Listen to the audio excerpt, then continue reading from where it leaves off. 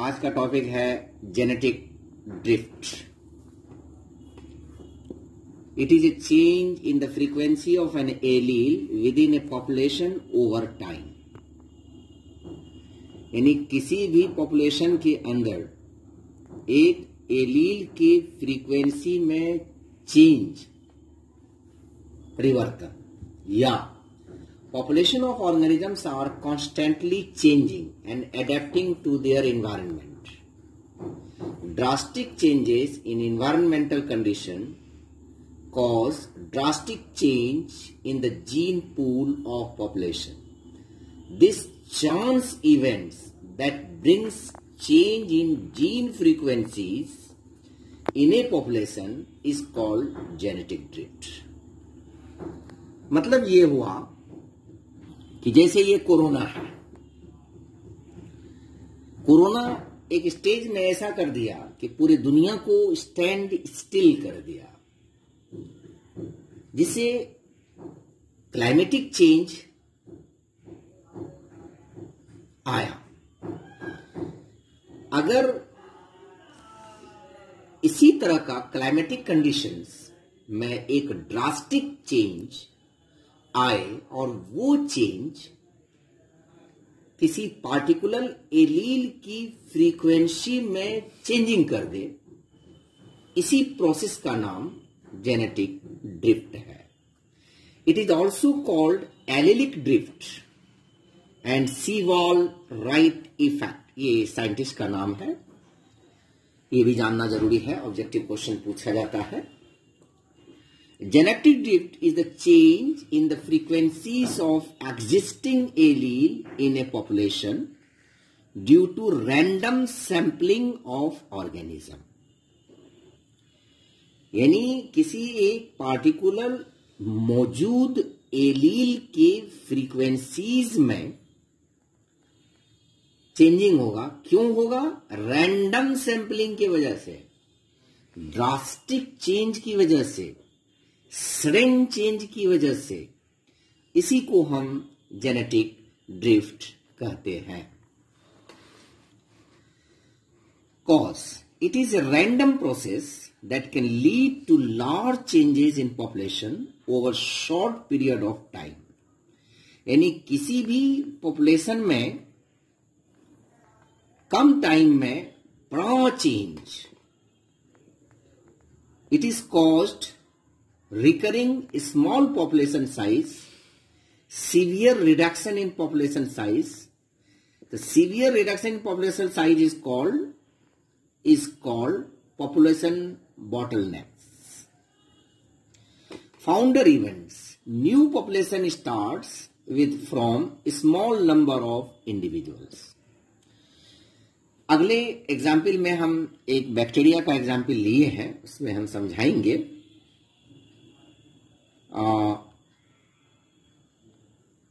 जिसमें कि हम फिनोमेनन ऑफ जेनेटिक ड्रिफ्ट, उसके साथ साथ बॉटलनेक्स और उसके साथ साथ हम फाउंडर इवेंट्स को भी समझाएंगे।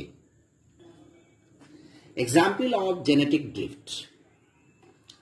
पहले हम इसको समझाने की कोशिश करते हैं, इसके साथ ही phenomenon of bottleneck, population bottleneck, उसके साथ साथ फाउंडर इफेक्ट भी बताएंगे। ये पूरा एग्जाम्पल है, एक सॉल्यूशन का एक ड्रॉप लिया, इस ड्रॉप में एक बैक्टीरिया का एक सॉल्यूशन लिया, उसमें एक बैक्टीरिया का लार्ज कॉलोनी है और सभी जेनेटिकली आइडेंटिकल है। ये सभी बैक्टीरिया जो है जेनेटिकली आइडेंटिकल है। केवल एक जीन जिसका के दो एलील है, ए एंड बी, और ये दोनों एलील न्यूट्रल है। यानी ये दोनों एलील बैक्टीरिया के सर्वाइवल, बैक्टीरिया के रिप्रोडक्टिव प्रोसेस पर कोई प्रभाव नहीं डालेगा। फिर से मैं रिपीट कर रहा हूं, एक सॉल्यूशन का एक ड्रॉप लिया, उसमें एक पार्टिकुलर बैक्टीरिया का लार्ज कॉलोनी है और वो सभी जेनेटिकली आइडेंटिकल है, सभी जेनेटिकली आइडेंटिकल है। सिर्फ एक जीन जिसका कि 2 एलील है, ए एंड बी, और ये दोनों एलील न्यूट्रल है। न्यूट्रल का मतलब ये हुआ कि ये दोनों एलील उस बैक्टीरिया के सर्वाइवल बिहेवियर पर, यानी जीवित रहने की क्षमता, और रिप्रोडक्शन बिहेवियर पर, यानी प्रजनन क्षमता पर कोई प्रभाव नहीं डालता है।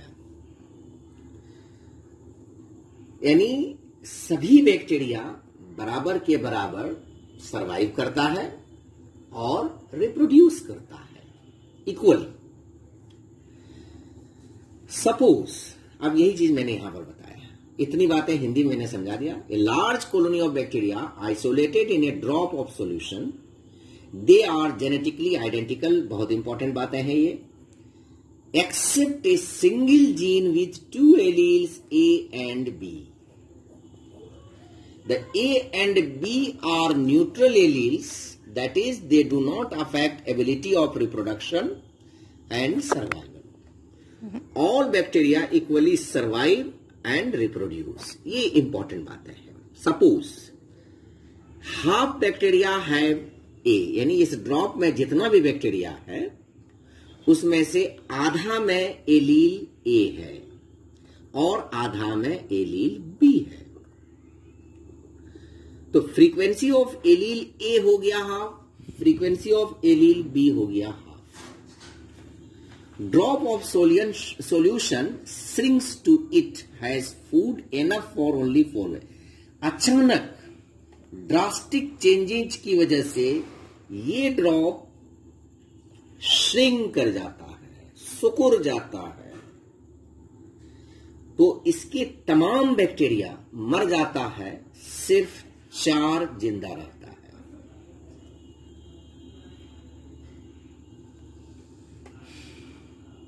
और बाकी जो मरता है, ऐसा नहीं है कि वो रिप्रोडक्शन के बाद मरता है, क्योंकि रिप्रोडक्शन करेगा तो फिर उसका प्रोजेनी जारी रहेगा, नहीं, बगैर रिप्रोडक्शन किए बाकी बैक्टीरिया मर गया। मान लिया कि हमने यहां पर इस सॉल्यूशन में 100 बैक्टीरिया था, तो 100 में से 96 मर गया बगैर रिप्रोडक्शन किए और 4 बचा रहा।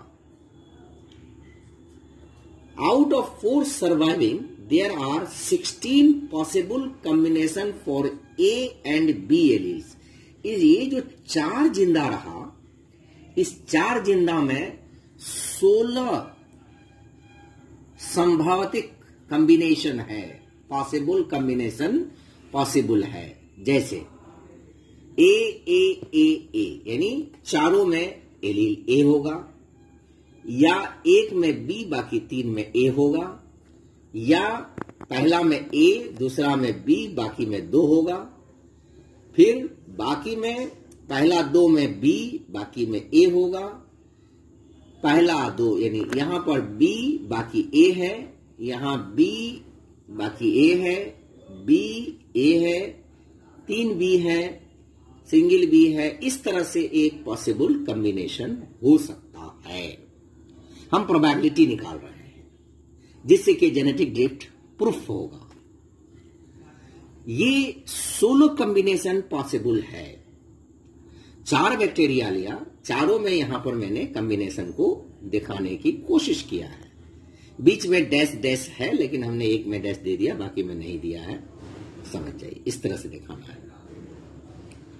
ये चारों पॉसिबिलिटीज है जिसमें के 16 है।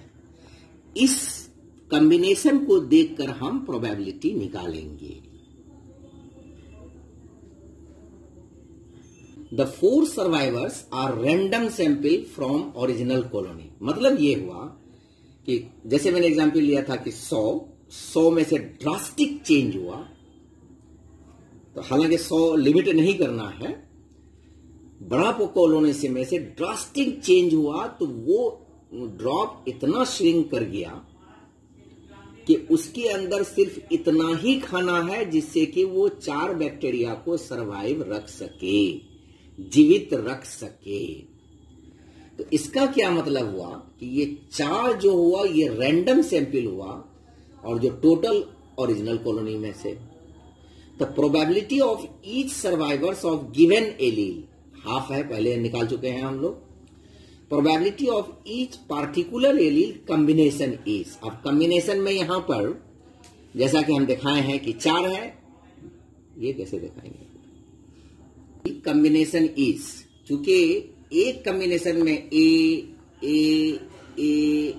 था या ए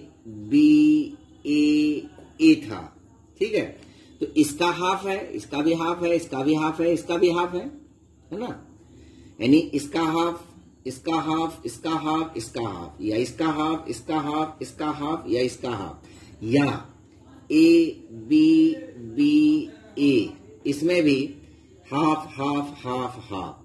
तो कॉम्बिनेशन का पार्टिकुलर एलील इन कॉम्बिनेशन का प्रोबेबिलिटी हो जाएगा half into half into half into half 1/16। अब हम इसको एक टेबुलर फॉर्म में दिखा रहे हैं, ए बी कॉम्बिनेशन फिर प्रोबेबिलिटी। पहला जो लिए हैं हम जिसमें कि चारों ए है, ए 4 हो गया, बी उसमें नहीं है तो बी 0 हो गया। इस तरह का पूरे 16 में से एक कॉम्बिनेशन मिला है, सिर्फ एक कॉम्बिनेशन है, तो इसीलिए एक कॉम्बिनेशन होने की वजह से इसकी प्रोबेबिलिटी हो गई 1/16। दूसरा कॉम्बिनेशन जो है, जो 3A 1B, जैसे यहां पर है 1 2 3 A B, इस तरह का टोटल 4 कॉम्बिनेशन मिला है, तो इसकी प्रोबेबिलिटी हो गई 4/16। आप देख सकते हैं उसमें से, जैसा कि मैंने समझाया कि जैसे पहला में A 4 है, तो 1 2 3 4, इसमें कोई B नहीं है, तो A हो गया 4, B हो गया 0। इस तरह का पूरे 16 में से सिर्फ एक कॉम्बिनेशन है, इसलिए इसका प्रोबेबिलिटी हो गया 1/16। और दूसरा A3 B1, जैसे A3 तो 1 2 3 A है, B1 है, तो इस तरह का पूरे 16 में से 4 कॉम्बिनेशन होगा, तो ये हो गया 4/16, तो इसका हो गया 1/4 प्रोबेबिलिटी। तीसरा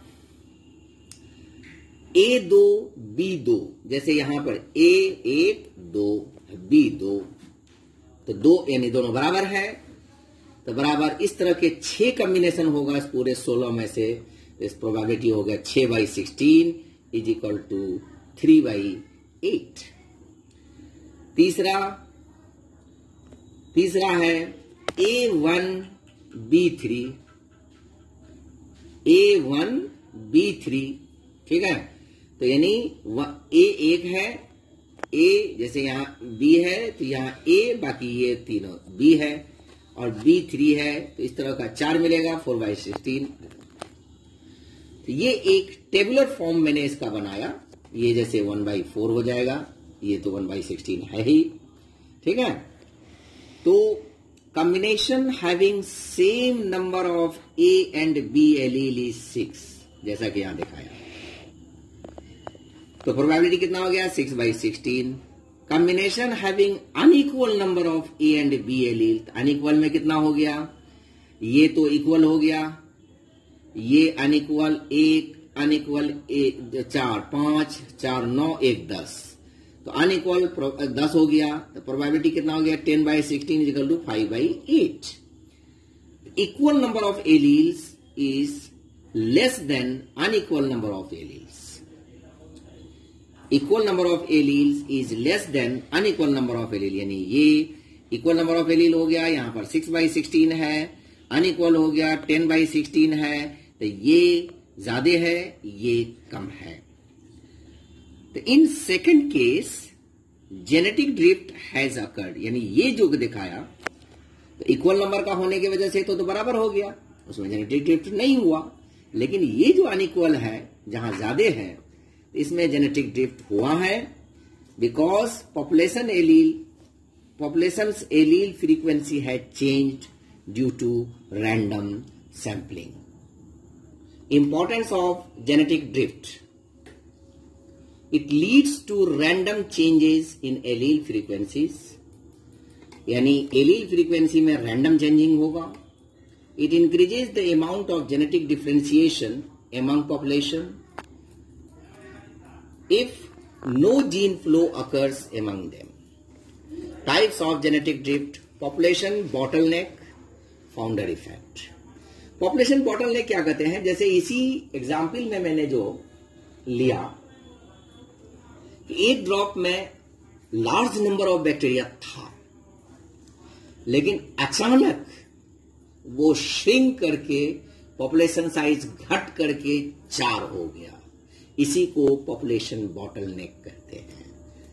drastic sudden quick change in the population size.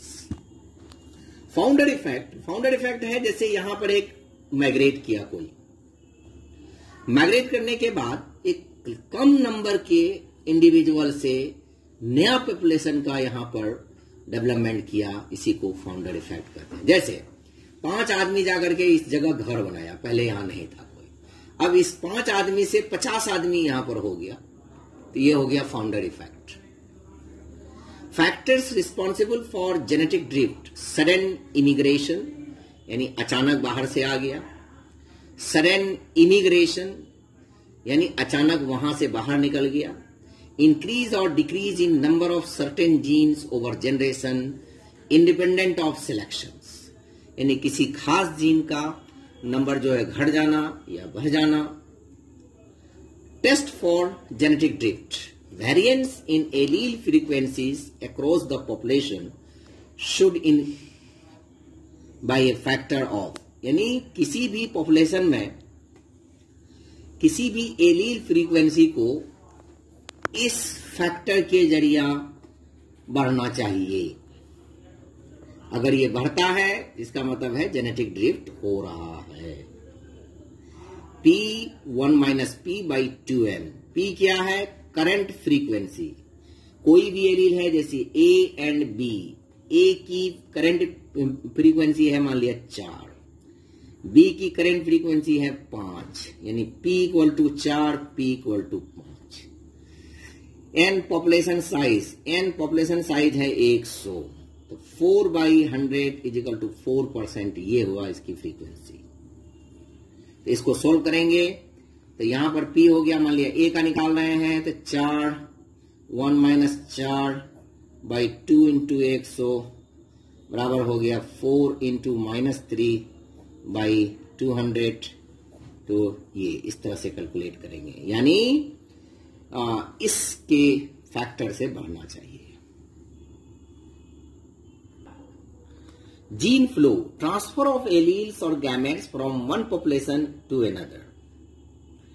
Genetic drift: it is a change in allele frequency, यानी दोनों के बीच में डिफरेंस है। यहां पर एलील का ट्रांसफर होता है एक पॉपुलेशन से दूसरे पॉपुलेशन में, यहां पर एलील फ्रीक्वेंसीज में चेंजिंग होता है। It plays a role in the development of a new species, यहां से न्यू स्पेसीज बनने के चांसेस रहते हैं। मुझे उम्मीद है कि ये लेक्चर आपको पसंद आएगा।